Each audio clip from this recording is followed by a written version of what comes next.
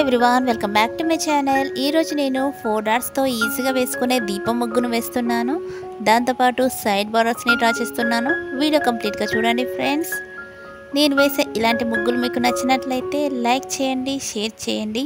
మీలో ఎవరైనా first time నా వీడియో చూస్తున్నట్లయితే సబ్స్క్రైబ్ చేయడం మర్చిపోకండి ఫ్రెండ్స్.